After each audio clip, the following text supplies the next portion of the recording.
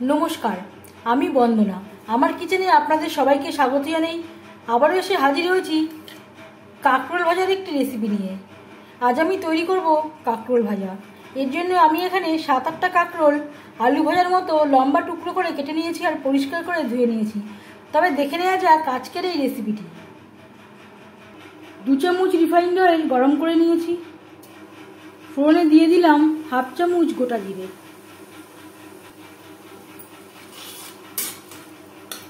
আমি রান্নাটা রিফাইন্ড অয়েলে করছি, আপনারা চাইলে যে কোনো কুকিং অয়েলে করতে পারেন।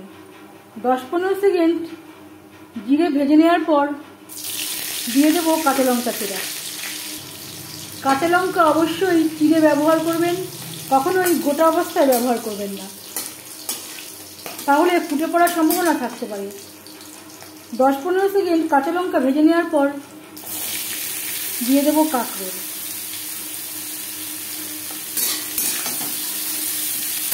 কাঁচা লঙ্কা ও ফোড়নের সাথে কাঁকরোল বেশ ভালো করে মিক্স করে দেবো। আর লাগছে স্বাদ মতো লবণ, পরিমাণ মতো হলুদের গুঁড়ো। লবণ হলুদ কাঁকরোলের সাথে বেশ ভালো করে মিক্স করে দেবো।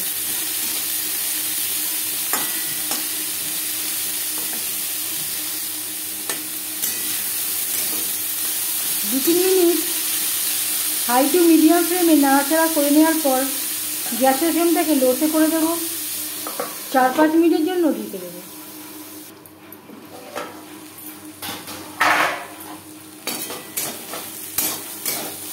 কাঁকরোল প্রায় 80% সেদ্ধ হয়ে গেছে। এবার যাচ্ছি ফাইনাল স্টেপে। সব শেষে দিয়ে দেব খুবই সামান্য পরিমাণে নারকেল কোড়া। নারকেল দিলে কাঁকরোল ভাজার স্বাদটা খুবই ভালো হবে।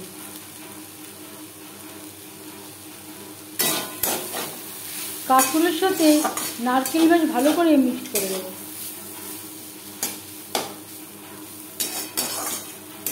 গ্যাসের ফ্লেমটাকে মিডিয়ামে করে দেবো। মিডিয়াম ফ্লেমে 2-3 মিনিট নাড়াচাড়া করে দেবো। নারকেলের সাথে কাঁকরোল 3-4 মিনিট নাড়াচাড়া করে নেওয়ার পর এবার যাচ্ছি ফাইনাল স্টেপে। সব শেষে গ্যাসের ফ্লেমটা অফ করে দেব। 5 মিনিট ঢেকে স্ট্যান্ডিং টাইমে রাখবো। নারকেল দিয়ে কাঁকরোল ভাজা রেডি সার্ভ করার জন্য। এই রেসিপিটি সার্ভ করতে পারেন গরম গরম ডাল ভাতের সাথে বা রুটির সাথে। এই রেসিপিটি কেমন লাগলো অবশ্যই জানাবেন কমেন্টের মাধ্যমে। যদি এই রেসিপিটি ভালো লেগে থাকে লাইক করবেন, শেয়ার করবেন, সাবস্ক্রাইব করবেন আমার চ্যানেলটিকে। বেল আইকনটা ক্লিক করে দেবেন। যখন আমি নতুন ভিডিও আপলোড দেব তার নোটিফিকেশান সবার আগে আপনার কাছে পৌঁছে যাবে। আপনারা সবাই ভালো থাকবেন।